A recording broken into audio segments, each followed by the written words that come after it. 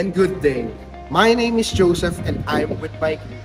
Today we will have a discussion regarding mental health awareness. First, what is it? What does it do? And what impact does it have society? Today we will discuss them all. But first, let's ask ourselves, what is mental health? Mental health refers to a person's emotional and social well-being. On the other hand, mental health awareness refers to collective understanding, knowledge, and recognition of the importance of mental health in individuals and communities.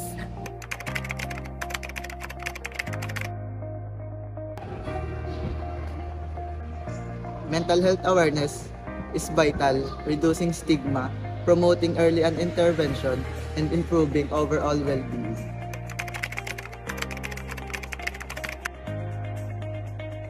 Now that we know the meaning and definition of what mental health awareness is, let's look up some opinion from other people. Come on, let's go interview some people. What do you guys know about mental health awareness? For me, mental health awareness is napapaloob dito yung mga anxiety, depression, tsaka yung mga stress din na kadalasan na i-experience ng mga student. Hindi lang na-stress sa school or sa subjects, kundi pati problema sa pamilya, ganun. Mental health awareness ay isang program or a thing that is considered and celebrated for people who are depressed, stressed, and to at least prevent those people who are those depressed and experiencing anxiety and to commit suicide and to at least lessen their burdens and lessen their stress and to prevent them from being depressed and to have anxiety. Okay. Tingin ko is ito yung about sa ating mental, kung ano yung nararamdaman ng isang tao about sa mga stress siya, yung pinagdadaanan siya. Mental health is one of the most important thing na kailangan malaman ng kabataan ngayon, especially sa generation nyo. So, parang pabata ng pabata ang nagkakaroon ng depression, pabata ng pabata nakakaramdam ng stress. Unlike nung time namin na pagka kami ay nabigyan ng load ng maraming gawain is hindi kami nagpapadala sa emotion. Pero karamihan ngayon is nagpapakain lang sa emotion. So, mahalagang malaman kung paano may control mga bagay-bagay. Para sa akin siguro ang mental health awareness ay yung aware tayo kung ano ba yung mental health ng isang tao. Halimbawa ay ano ba yung mga niya, and then ano ba yung mga iniisip niya, and how he or she behaves. Number 2 question po is, how does stress affect us mentally and physically? Pag halimbawa is na-stress tayo sa isang bagay, minsan madalas hindi na tayo kumakain, nakakapagod sa ating katawan, magkakaroon tayo ng mga iba't ibang sakit at marami pa. Sa mentally nga, nakaka-affect na yung stress. Stress, yun nga, hindi nakakakain, ganun, tapos laging puyat, tapos nagkakaibag dito. Tapos sa physical naman, ayun, namamayat kasi hindi nga nakakakain, di ba? Tapos, yun, parang laging suplada, ganun. For me, it affects me mentally. For example, for a bunch of schoolworks that are being piled up and given to us every single time. That's an example of that. From physically, I'm a lazy person. I lack physical fitness, and sometimes I experience backaches, neck pains, and other things. Stress, may good, may bad side. Tulad ko, pag stress ako, more on stress eating ako. So, hindi ito nangyari. Stress eating, and then physically, mahina ka, pag-stress ka. Kasi pagka-stress ka, usually di ka makatulog. May mga times na makatulog ka nga, pero pag-isip mo, yung parang iniisip mo. Stress affect us mentally, physically. Una muna sa mentally, hindi tayo makapag-isip maayos ng minsan tayo ay nababalisa or kung ano-anong naiisip natin, and minsan nawawala din tayo sa focus. And then in terms of physically naman, minsan napapabayaan na natin yung ating sarili, hindi na tayo minsan nag-aayos, and then yung itsura natin minsan mukha tayong sabog, which is para sa akin hindi healthy. So dapat hindi ganun. How do you cope with stress? Nililibang ko yung sarili ko through my friends, hangout sa labas. Libangan din yung paggawa ng groupings namin ng project, kagaya nung kay Sir Alan. Tapos, syempre, hindi mawawala yung kahit stress ka na, dapat always happy. Pag na-stress ako minsan is sumasama ko sa mga kaibigan ko. Nag-hangout kami, sasaya, naglilimang-libang. Yun nga, stress eating, and then hang out with friends, o kaya minsan hang out solo. Mahilig ako mag-isa, lumabas mag-isa. Yun. Coping with stress is something I rarely do. As I've said in my previous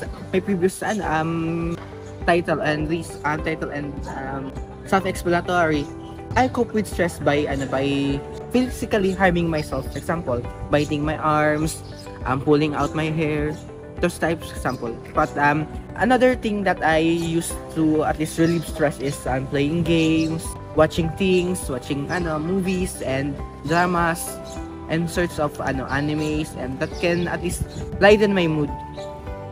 Why is it important to promote mental health awareness in our society? The importance of it is to at least give a viewpoint of other people, and especially as students, to at least know what is mental health awareness, to prevent them from experiencing anxiety, depression, and to commit a suicidal act. Katulad nga sinabi ko kanina, pabata nagkakaroon ng depression, anxiety, yung sobrang stress. So mas mahalaga na matulungan ng mga bata paano man talaga i-handle lahat ng problema at hindi magpakain sa emotion. Para malaman natin kung okay pa ba yung isang tao kasi minsan hindi siya nag-open up sa kanyang nararamdaman. Siyempre, napaka-importante niyan para maging aware yung hindi lang kabataan, kundi lahat ng tao, kasi ang mental health is hindi lang naman kabataan yung nabibiktima or mga student. Nabibiktima rin yung parents natin at mga siblings natin, ganun, tsaka yung iba. So, mas maganda na maging aware ang lahat para maiwasan. Tapos malaman ng iba na may mga effective ways pala para maiwasan yung mental health. Sa tingin ko, importanteng ma-promote ang mental health sa atin dahil napakarami ng tao ngayon na hindi alam kung paano nga ba makikipag-deal o yung manage yung stress. Halimbawa na lang may problema, hindi nila masolusyonan agad kasi nga tao lang tayo, minsan may stress, hindi natin alam kung anong gagawin natin, and minsan nakakalimutan na natin yung mga dapat na gawin nating mga bagay. And in other words, kailangan natin i-promote yan para alam natin yung gagawin natin kung sakali man na dumating tayo sa point na stress na tayo. Last question po, sir. What are some common signs of mental health issues that people should be aware of? Siguro sa akin na pagka yung partner stress or depressed ka na is yung lumalayo ka na sa environment, lumalayo ka na sa circle of friends mo. So basically hindi dapat ganoon. Siyempre kaya nga kaibigan, ilabas mo kung ano nararamdaman. Most especially para sa akin is family. So aside from friends, prioritize or dapat mas priority natin ang family sa pagsasabihan ng problema. Kasi nga sabi nga ay papunta pa lang tayo, pabalik na sila. Di alam na nila kung ano yung solution sa problema. I rarely see it from people because I don't look at their own perspective because sometimes I'm a selfish person, but from other perspective, I can tell because from what I can see, they are always happy, and sometimes sometimes they are angry. And for example, when a female is in her menstrual period, when you ask her something, because especially a small thing, then she started to at least be angry with you. That's at least a type of stress or depression for me. Based on my experience, nakikita ko sa aking mga friends, nakikita ko sa kanila is, yun nga, moody sila, tapos yun din, hindi nga sila nakain, tapos laging hindi napasok, tapos parang laging bangag. yun. Yung pag minsan is ikaw is natutulala ka na lang, parang dala ng stress, parang hindi kang iniisip, hindi ka makatulog, tinatamad ka na lumabas, parang gano'n. Now then, let's find out what are some tips and some ways that we could do to alleviate mental health problems. Maintain connection with friends and family. Sharing your thoughts and feelings with trusted individuals can provide emotional support.